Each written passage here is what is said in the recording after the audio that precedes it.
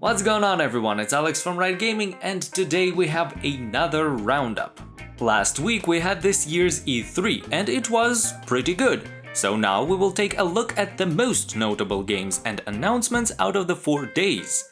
The ones you absolutely have to know about. And as always, don't forget to leave a like and subscribe to stay in the loop about all the interesting video game news and help the channel grow. Now let's begin. Going through the games, I will try to stick to the order in which they were announced, and we shall start with Avatar: Frontiers of Pandora. This was a pleasant surprise for me as I completely forgot about the fact that this game was in the works. And, despite everything, back in the day, I really had fun playing the first game on PC. The footage that we saw was spectacular, reminding us of what the Snowdrop engine is capable of. You know, the one Tom Clancy's The Division is made on. Of course, it still was not gameplay, but a curated trailer of some beautiful environments and the fauna of Pandora. So I'm not too excited, but it is obvious that they will be leaning heavily on the visual beauty of the planet. As far as we know, it's going to be an open-world game made by Ubisoft, so make your own conclusions. The game is scheduled for a 2022 release and will be for the next-gen consoles, PC, Stadia and Amazon's console Luna, which I covered previously and then completely forgot about its existence. We also saw some more of Far Cry 6, the game that is not political but is, and that is set not in Cuba, but again, it totally is. It looks cool, it looks fun, in some of the footage it looks good and in some it looks outdated, but such is the fate of cross-generational games. The fact that it will be releasing not only on next-gen and PC, but also on old-gen, has its effect on the visuals and quality of facial capture.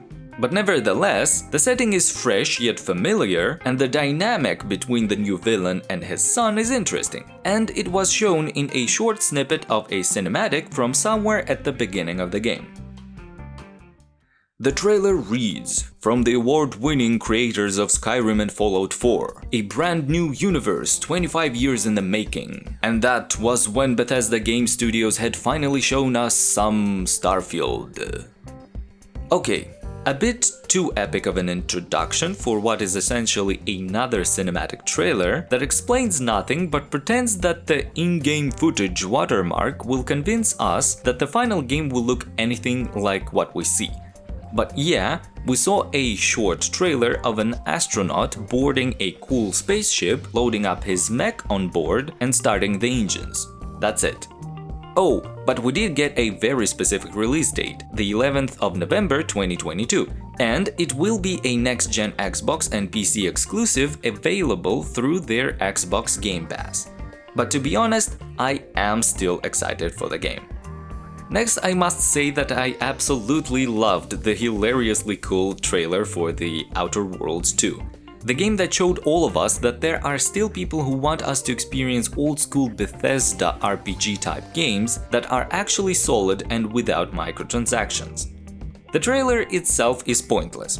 Its only purpose is to announce that they are working on a second game, and the deep background voice of the narrator pokes fun at that very fact during the entire trailer.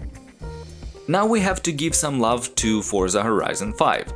It's hands down the most impressive racing game I saw. Both the car physics and the visuals are amazing and all are rendered in a beautiful, almost photorealistic open world.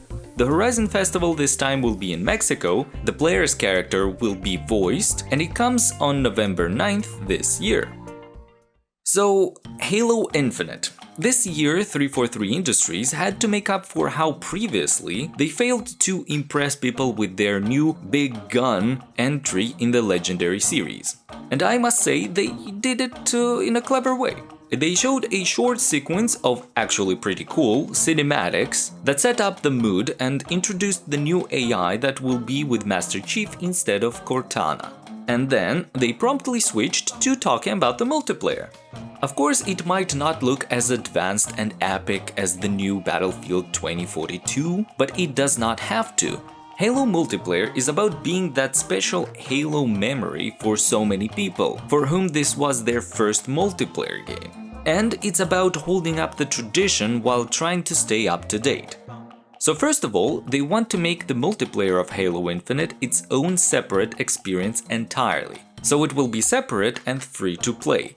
It will work like a live service game with seasons and content updates. Then I would also like to point out how crazy is their handling of the Battle Pass, for example. So it is one of the ways to unlock customization, and by the way, in this game it's crazy. So when you buy the Battle Pass, it does not expire. You can keep working on it even when a new one is introduced. What's more, you can always buy all previous Battle Passes no matter what is the current one, and you can choose towards which of the Battle Passes you own you want to put your progression points.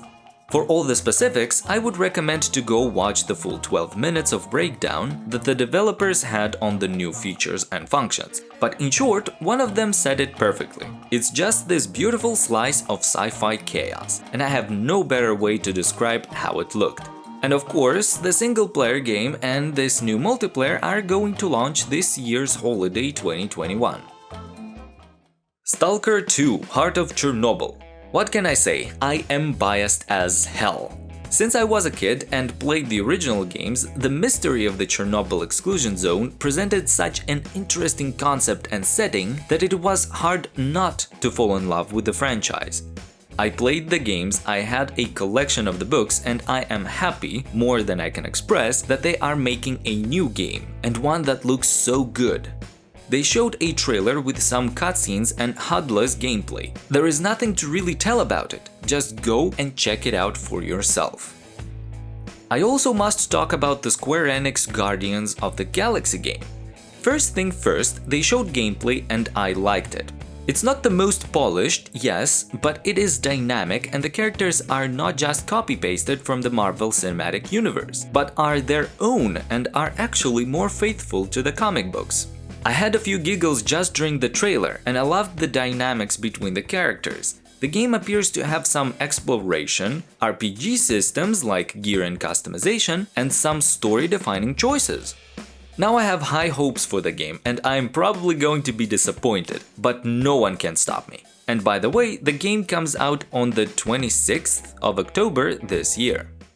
Nintendo were the ones to close off this year's E3 with some exciting stuff, and they handled it well.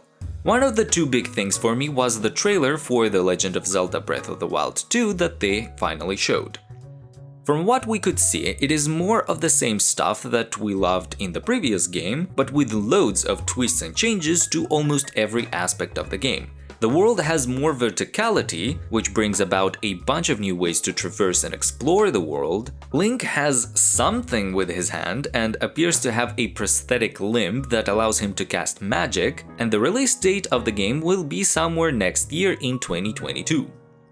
And we shall finish this recap with another banger, Metroid Dread. Finally, after so long, they have decided to make a modern installment in the series, using everything that made Metroid more accessible in Metroid Samus Returns and just build a new game on it. Some cool looking 2D traversal ideas with some better looking 3D level backgrounds, adding some combat mechanics, gear upgrades and cutscenes.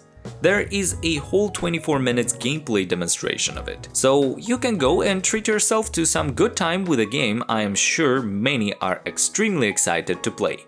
The game comes out on October 8th this year. And that's everything. I hope you found this video useful. Thank you everyone for watching. This was Alex, and I'll see you next time.